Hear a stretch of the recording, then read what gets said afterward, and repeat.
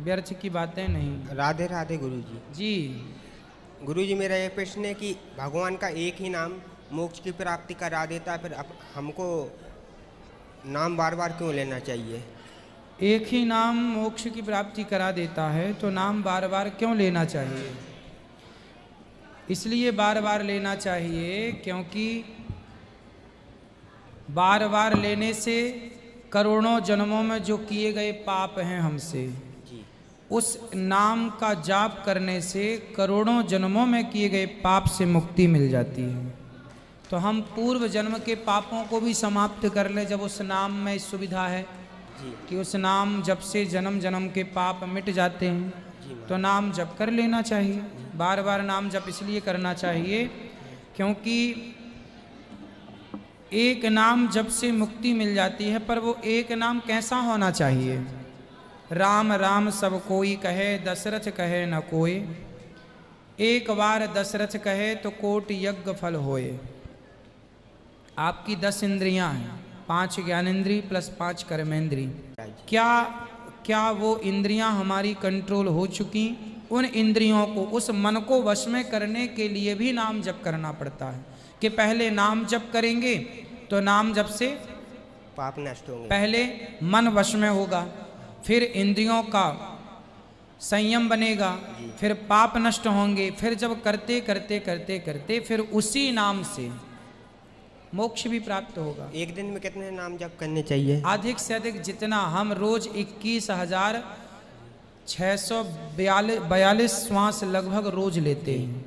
प्रत्येक श्वास में भगवान का नाम हो, लाखों नाम जपो आप दिन भर में, तो क्या बुराई है? राधे राधे। जितना अधिक नाम जपो उतना अच्छा है। लो इनको दो भैया, आपको बात करनी है, करो फास्ट। राधे राधे गुरुजी। जी। हम आज तो गुरु मंत्र ले लिए, और ऐसे तो हम अयोध्या का हैं, रहते हैं कलकत्ता में। तो वहाँ से आए थे तो मथुरा में नहावन कल था, वहाँ नहा के सीधा यहाँ चल आए।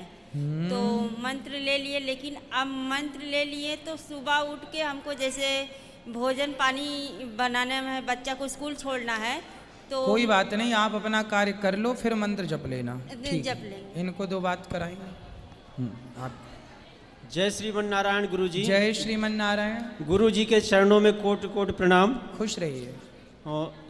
गुरुजी दास सीआरपीएफ में है, फौज में, पैरामिलिट्री फोर्स में जी, और अपने पूरे कंपनी के 135 जवानों की तरफ से गुरुजी के चरणों में कोटि कोटि प्रणाम। खुश रहिए। हम लोग निरंतर आपका प्रवचन सुनते हैं और यूट्यूब सब्सक्राइब भी कर रखा सर। खुश रहिए। और पूरे परिवार के साथ यहाँ पर आए हैं, और मित्रगणों ने भी कहा था गुरु जी को चरणों में एक बार चरण स्पर्श बोल करके प्रसन्न रहिए। कोई प्रश्न है? जी सर, हमारा एक प्रश्न है गुरु जी। बोलिए। प्रश्न यह है गुरु जी की, मतलब करीबन 16 साल की उम्र में मैंने 2 सर्प को मारा था। एक घर में था, एक गाय चरा रहा था खेत में। किसान का लड़का हूँ, ब्राह्मण परिवार से, तो गाय चरा रहा था, तो सर्प को मैंने मारा। तो अंतरात्मा में हमेशा ये सवाल बना रहता है कि वो से मतलब पाप से मैं कैसे बाहर निकलूं। वह अनजाने में ही, पर इतनी ज्ञान नहीं था इतना मुझे कि कोई बात नहीं, अनजाने में किया गया पाप बहुत ज्यादा मायने नहीं रखता। जी जी। पाप तो है, पर आपके थोड़े से ही पुण्य से वो नष्ट हो जाएगा। जी जी जी। गुरु जी के चरणों में। इसलिए हर जीव को, हर व्यक्ति को पुण्य करते रहना चाहिए। जो जाने अनजाने में पाप हो जाते हैं, उन पापों से किया गया पुण्य ही बचा लेता है। जी गुरु जी के चरणों में चरण छूकर प्रणाम। पूरे ग्रामवासियों की तरफ से भी, ग्रामवासियों ने भी बोला है कि चरण छूकर प्रणाम गुरु जी के चरणों में। खुश रहिए। रिश्तेदारों ने भी कहा है। जी गुरु, सबको आशीर्वाद। लीजिए, इनको दीजिए, फिर इनको दीजिएगा बेटा, ये भैया को।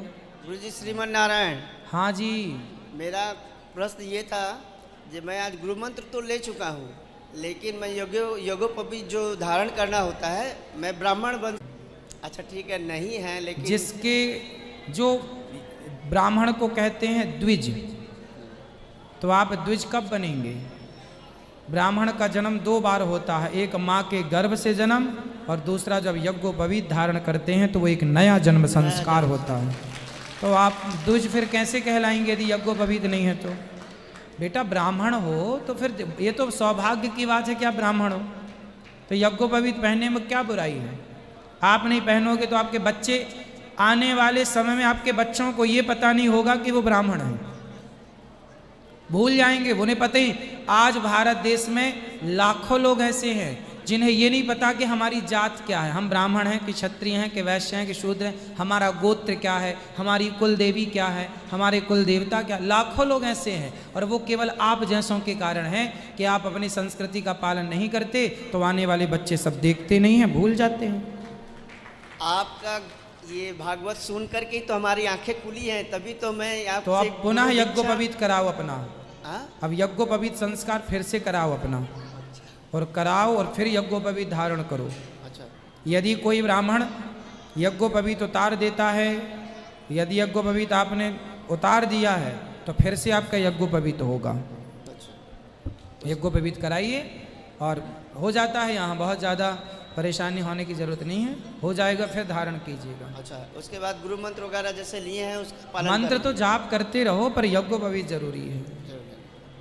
और इसका कोई मतलब जैसे सुबह उठ करके, मुझे तो आदत नहीं है गुरु मंत्र की, अभी तो आदत बनाओ, धीरे धीरे बदलो अपने आप को। तो धीरे धीरे आदत करेंगे तो बदलाव आ जाएगी हाँ ना? हाँ, ठीक है, खुश रहिए। राधे राधे। राधे राधे। राधे राधे गुरुजी। जी गुरुजी, मेरा प्रश्न है कि भगवान ने हमें आखिर बनाया है क्यों? हमें जीवन मृत्यु सुख दुख के चक्र में डाला ही क्यों? क्यों बनाया भगवान ने? इसलिए बनाया, आप छोटे थे तो खेलते थे, बच्चे थे, क्या क्या खेलते थे? खिलौनों से, साइकिल, गुल्ली डंडा, क्रिकेट। तो आप बचपन में ध्यान से खेल देखे होंगे। रेत का ढेर यदि मिल जाता है बच्चों को, बालू का ढेर, तो उस बालू के ढेर में एक छोटा सा घर बनाते हैं बच्चे और उसमें खेलते हैं, है ना? आप खेले हो? हाँ, खेले हैं। तो बताओ कि ये बच्चे जब आप थे और जब आप खेलते थे बालू के ढेर में या गिल्ली डंडा, तो क्यों खेलते थे आप, किस लिए? उसमें हमारा मन लगता था। हाँ, आप अपने आनंद के लिए, बच्चे खेलते हैं अपने सुख के लिए, उसी तरह भगवान ये संसार बनाते हैं अपने आनंद के लिए। हम सब भगवान के खिलौने हैं। जैसे आप खिलौनों से खेले, ऐसे हम ईश्वर के खिलौने हैं और वो अपने आनंद के लिए संसार उत्पन्न करते हैं, पालन करते हैं और संहार करते हैं। राधे राधे गुरुजी। राधे राधे।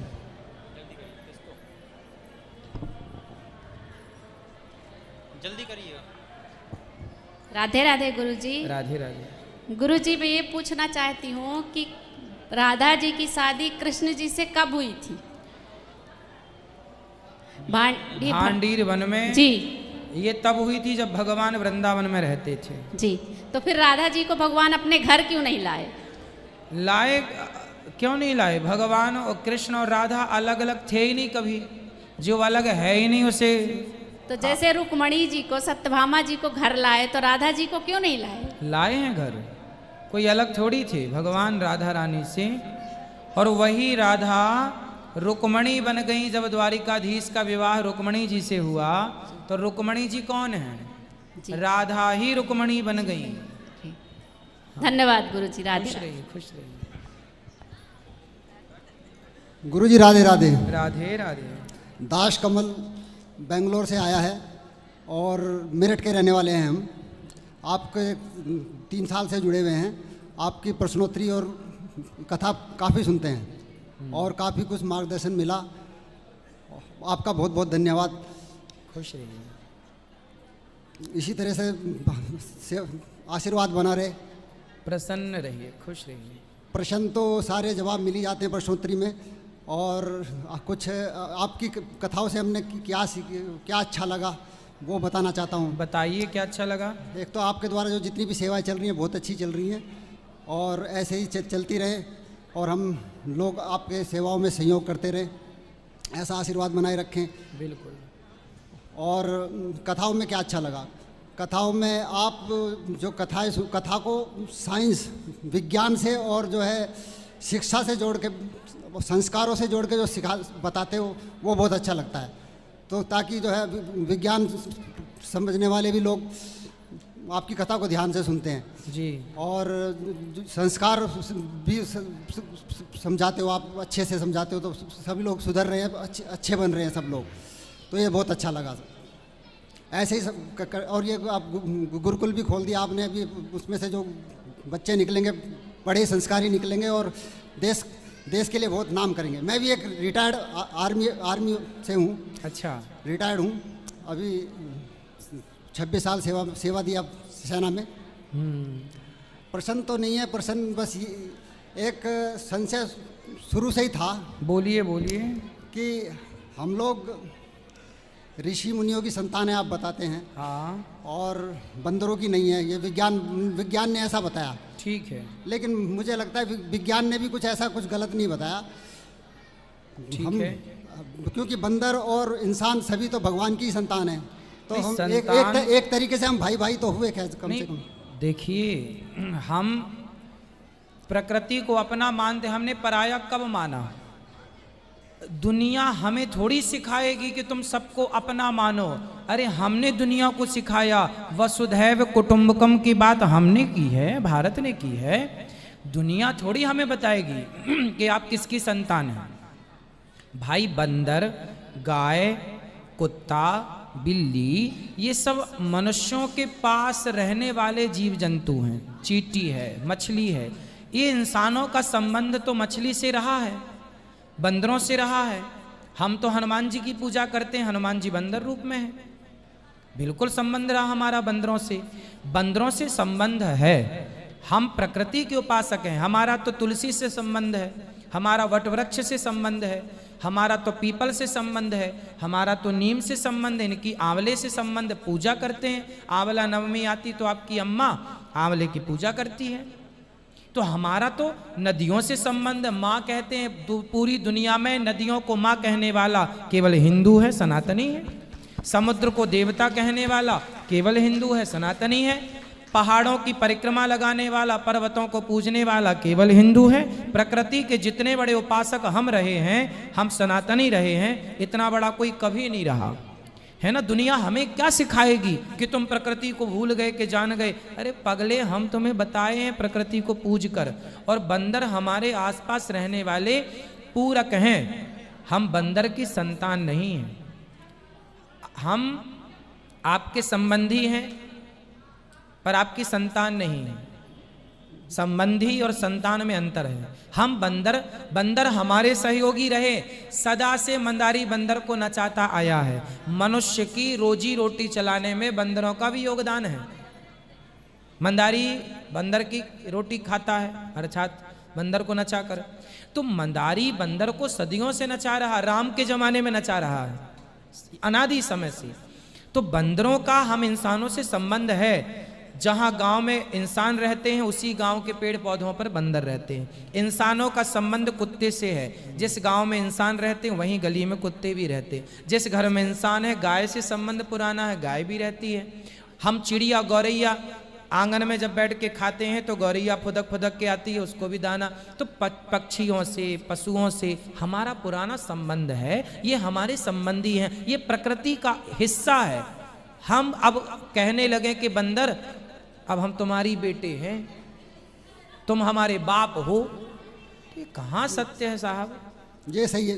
हाँ। हम उनके संतान नहीं है, फिर हमारे सहयोगी हैं सब। आपका हाथ दाहिना और बायां, आप हाथ नहीं हो, लेकिन आपके हाथ आपके सहयोगी तो हैं। आपके पड़ोसी से आपका कोई रिश्ता नहीं है, पर सब सहयोगी तो हैं। तो गुरुजी, मैं भी ब्राह्मण हूँ कुल से, और धर्म में भी आस्था है, और शुरू में विज्ञान का विद्यार्थी था, इसलिए विज्ञान के प्रति भी सम्मान है। बिल्कुल, तो विज्ञान गलत नहीं। हम इसलिए तो विज्ञान से शास्त्रों को समझाते हैं कि विज्ञान सत्य है। और विज्ञान आज जो पढ़ाया जा रहा है, वो विज्ञान, वो केवल ज्ञान है। समझो, चांद को जान लेना ज्ञान है, सूर्य को पृथ्वी की दूरी जान लेना ज्ञान है। सूर्य तक पहुंच जाना, चांद तक पहुंच जाना, मंगल तक पहुंच जाना, अंतरिक्ष को जान लेना, ब्रह्मांड को जान लेना, ये सब ज्ञान है। लेकिन जिसने ये ब्रह्मांड बनाया, उस ईश्वर को जानना ही विज्ञान है। बिल्कुल सही गुरुजी, एकदम सही कहा आपने। ये सब ज्ञान, जिसे लोग कह रहे हैं ना साइंस, ज्ञान, विज्ञान, वो विज्ञान है ही नहीं, वो केवल ज्ञान है। विज्ञान तो वो है जिसने सृष्टि बनाया, उसे जानकर दिखाओ तो माने कि आप विज्ञान हो। वही मतलब सुव्यवस्थित और परखा हुआ, उसी को विज्ञान कहते हैं। जो वो अच्छा मतलब अच्छी तरह से कसौटी पे कसा गया हो, उसी को विज्ञान कहते हैं। जो उस ज्ञान को ही विज्ञान कहते हैं। बिल्कुल। राधे राधे गुरुजी। तो बस यही सवाल था। मतलब हम हैं तो संतान, मतलब बंदर और इंसान दोनों एक प्रभु की मतलब एक प्रभु की संतान है, ये मेरा मानना है। नहीं, ये तो सही कि सारा संसार भगवान ने बनाया है भाई। तो फिर आप ये कहो कि हम भगवान की संतान हैं। बंदर की संतान नहीं है, लेकिन बंदर और हम दोनों भाई भाई हो सकते हैं। एक ईश्वर की संतान है। एक ईश्वर की संतान है हम, तो ईश्वर से सब प्रकट हुए। इस रिश्ते से तो प्रकृति हमारी है, सब अपने हैं। हमने क्या बोला, वसुधैव कुटुंबकम में प्रकृति चींटी से लेकर हाथी तक सब हमारे हैं।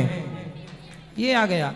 हम, ईश्वर ने सब कुछ बनाया, पेड़ पौधे, धर्म अधर्म, पाप पुण्य, हाथी घोड़ा, सब ईश्वर ने बनाया, हमें भी उन्हें। तो हम सबके पिता तो ईश्वर हैं, लेकिन बंदर बाप नहीं है। नहीं नहीं, बंदर बाप नहीं है, लेकिन वो तो परिवर्तित रूप है। हम आज इंसान बन गए, वो बंदर बन गए, लेकिन हुए थे एक ही चीज से उत्पन्न, एक ही जगह से उत्पन्न है दोनों। ये मेरा मानना है। बिल्कुल बिल्कुल सही है ना ये?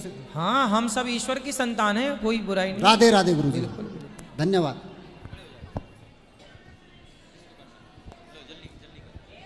राधे राधे गुरुजी। हाँ गुरुजी, मेरा ये प्रश्न है कि त्रेता में जो सीता मैया है, द्वापर के की वो राधा है या रुक्मणी है? राधा, सीता और रुक्मणी ये एक ही हैं, कंफ्यूज ना हो जाओ। अच्छा। जो सीता है वही राधा है, जो राधा है वही रुक्मणी है। अब इसमें कोई संदेह हो तो इसे और हम क्लियर कर सकते हैं। है, करेंगे। क्या करें बताओ, क्या समझ में नहीं आया? कोई कहता है कि रुक्मणी है, कोई कहता है कि राधा है। राधा और रुक्मणी एक ही हैं। अब आप ये सवाल कर सकते हैं कि जब एक हैं तो दो रूपों में क्यों हैं? हाँ हाँ। तो दो रूपों में इसलिए हैं क्योंकि आप अपने घर को देखो ध्यान से, तो आपके घर में जो आपकी माँ है वो कौन है? लक्ष्मी। माँ कौन होती है? अच्छा, और बेटी कौन होती है? जोर से। वो भी लोग कहते लक्ष्मी आ गई। और पत्नी क्या होती है? लक्ष्मी। हाँ, माँ भी लक्ष्मी, बेटी भी लक्ष्मी, पत्नी भी लक्ष्मी और बहन भी लक्ष्मी। तो जब आपके घर में लक्ष्मी चार रूपों में हो सकती है, एक ही लक्ष्मी चार रूपों में हो सकती है, तो राधा और रुक्मणी दो रूपों में क्यों नहीं हो सकती? राधा, रुक्मणी और सीता ये तीन रूपों में क्यों नहीं हो सकती? बिल्कुल हो सकती हैं। राधे राधे गुरुजी। राधे राधे। जय श्रीमन नारायण गुरुजी। जय श्रीमन नारायण। दासी सुनीता के आपके चरणों में कोटि कोटि प्रणाम। खुश रहिए, सुखी रहिए। गुरुजी, हमको कोई मतलब वो क्वेश्चन नहीं है, सारे क्वेश्चन आपके मिल जाते हैं। कथा सुनती हूँ आपकी, सन 2020 से मैं जुड़ी हूँ। हाँ। और गुरुजी, आप जो ये बताते हैं कि मतलब पसंदा शादी करने, गुरुजी हम ऐसे शादी कर लिए, मतलब अब हमारे पति ने हमको छोड़ के दूसरी शादी कर ली है, तो हमको क्या करना चाहिए गुरुजी? अब बैठी बैठी। पति ने दूसरी शादी कर ली? यस गुरुजी। पर बैठो। तो आपने पति को समझाया नहीं? गुरुजी, वो मेरा कहना ही नहीं मानते हैं। कहाँ है पति? पति जी दिल्ली रहते हैं, हम भी तो दिल्ली। कंप्लेंट कर सकते हैं आप। पत्नी के होते हुए कोई दूसरा विवाह कैसे कर सकता है? कंप्लेंट कर सकते हैं आप। गुरुजी, मेरी माँ, सास, ससुर कोई मेरे साथ ही नहीं है। मैं सुंदरकांड करती हूँ तो वो बोलती हैं तुम सुंदरकांड करती हो, इसीलिए उल्टा पुल्टा सब हो रहा है। अल्लाह, पति दूसरी शादी कर ले तो उसमें सुंदरकांड दोषी है? जी, हम ही को बोलती हैं। चलो आप कंप्लेंट करो, पुलिस कंप्लेंट। पत्नी, आपका तलाक तो नहीं हुआ उनसे? नहीं। तो फिर पत्नी के होते हुए दूसरा विवाह कर लेना अपराध है। तो गुरुजी, हम कंप्लेन इसलिए नहीं करती हैं, आप कहते हो कि बच्चों पे संस्कार जो माँ बाप करते हैं वो जाता है। ठीक है, संस्कार अच्छी बात है, पर वो तो कर ही लिया दूसरी शादी। तो मेरे बच्चे भी नहीं दे रहे हैं गुरुजी, हम यहाँ जॉब करते हैं अकेले रह आप के। जाओ अपना न्याय लो, और न्याय बच्चे भी नहीं दे रहे हैं। न्याय लो। गुरुजी आप कहते हैं झूठ मत बोलो, तो अगर माँ पूछती है कि बेटी आप खाना खाई, तो क्या मैं उनसे बताऊं कि माँ मैं भूखी हूँ, कि नमक रोटी खाई हूँ, कि दाल चावल खाई हूँ? आपने खा लिया तो बता दो खा लिए, नहीं खाए तो कह दो नहीं खाए। तो इसमें झूठ नहीं हो जाएगा? क्या झूठ होगा? आप हमसे पूछो कि महाराज जी खाए कि नहीं खाए, हमने खाया होगा तो कह देंगे खाए हैं, नहीं खाया होगा तो कह देंगे नहीं खाए, तो सिंपल। माँ और क्वेश्चन करती है कि क्यों नहीं खाई, क्या वजह है, क्या तो परेशानी? बता दो कि दिक्कत चल रही है, माँ को बताओ अपनी सारी प्रॉब्लम। आप हमसे बता सकती हो तो माँ से क्यों नहीं बता सकती हो? बताओ। यस गुरु। बिल्कुल। जय श्री स्वागत है आप सबका। आज हमारे मध्य में पूज्य श्री विनोद अग्रवाल जी, जो भगवत धाम अभी वर्तमान में जो भगवान के चरणों में विराजे हैं, श्री पूज्य विनोद अग्रवाल जी, कुछ ही वर्ष पूर्व उनका शरीर पूरा हुआ और वो भगवत धाम चले गए। लेकिन जाने के बाद भी उन्होंने हमें सुंदर सुंदर भजनों का भाव देकर गए, सुंदर सुंदर हम सबके लिए प्रेरणा देकर के गए। और आज उन्हीं की याद में, आज उन्हीं की स्मृति में उनका परिवार और उनका परिकर आज श्री धाम वृंदावन की परिक्रमा लगा रहे हैं। और उसी परिक्रमा के मध्य आज गौरी गोपाल आश्रम आप आए, आपका बहुत बहुत स्वागत, बहुत बहुत वंदन, सबका बहुत बहुत अभिनंदन।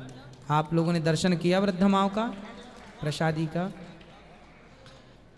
पूज्य विनोद अग्रवाल जी के सुपुत्र आप विराजे हैं, क्या शुभ नाम लिखते हैं? जितिन जी, जतिन अग्रवाल जी, आपकी बहन भी हैं, आपका परिवार भी है, सबका बहुत बहुत स्वागत और वंदन। आप सब कितने लोग जानते हैं पूज्य विनोद अग्रवाल जी के भजनों को? किस किस ने सुना है? विनोद अग्रवाल जी को सुना है आप लोगों ने? हम सब ने सुना है, ऐसा कोई नहीं है शायद जो ना सुना हो। और दिव्य विभूति वो मनुष्य रूप में ना, ये सब लोग अवतारी लोग होते हैं, जो किसी अच्छे कार्य को करने आते हैं, अच्छा कार्य करके अपने निज धाम चले जाते हैं। भक्ति का प्रचार प्रसार करने के लिए वो अवतार लिए और अपना कार्य पूरा करके भगवत धाम चले गए। उनका एक सुंदर सा भाव मैंने सुना और वो भाव बहुत बढ़िया तरीके से वो गाते थे। उनकी कोई नकल भी नहीं कर सकता, मतलब इस तरह से उनके, अब क्या है, शब्दों की नकल कर भी ले, ताल और सुर की नकल कर भी ले, तो भाव कहाँ से लाएगा? भाई शब्द तो चोरी कर सकता है कोई, ताल सुर भी वही हो सकती है, लेकिन भाव क्या है? भावग्राही जनार्दना, भाव कहाँ से लाएंगे? तो जो श्री पूज्य विनोद अग्रवाल जी के भाव थे वो तो केवल उनके द्वारा ही प्रकट होते थे, और वो संभव नहीं है।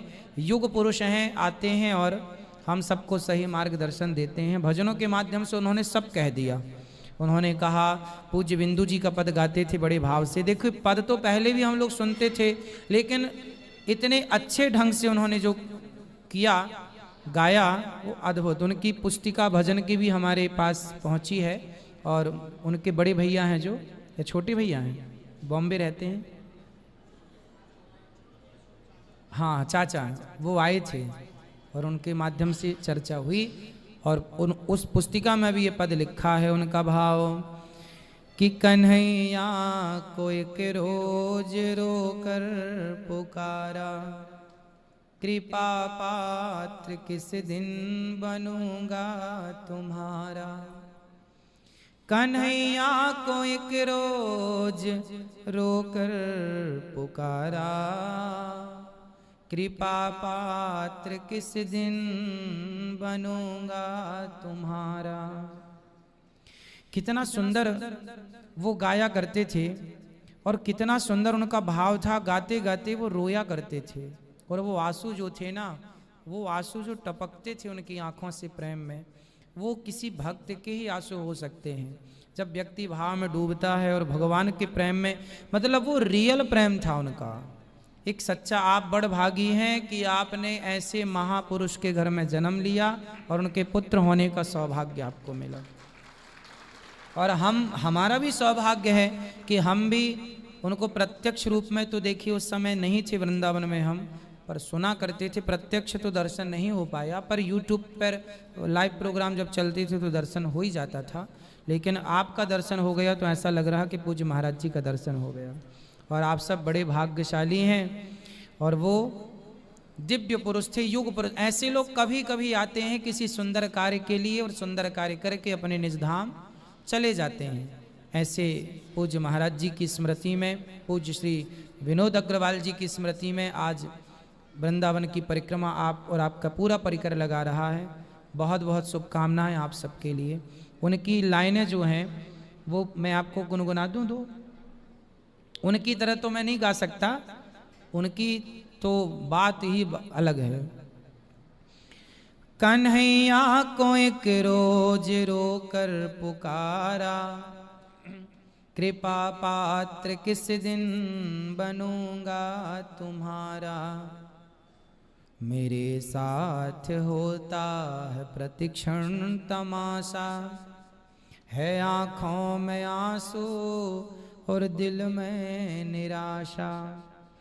कई जन्मों से पथ पे पलकें बिछाई, न पूरी हुई एक भी दिल की आशा। सुलगती विरह की करो आग ठंडी, भटकती लहर को दिखा दो किनारा। कन्हैया को एक रोज रोकर पुकारा, कृपा पात्र किस दिन बनूंगा तुम्हारा। ये पूज्य बिंदु जी का पद है, श्री बिंदु जी ने लिखा है। लेकिन जब उन्होंने गाया तब इस पद को सबने सुना उनकी ही वाणी से। बहुत सारे पद ऐसे थे जो महापुरुषों ने लिख तो दिए थे लेकिन उन्हें कोई सुनता नहीं था। लेकिन पूज्य श्री विनोद अग्रवाल जी के माध्यम से बहुत सारी बातें, जैसे एक और पद मुझे बहुत अच्छा लगा उनका, जो मैं शायद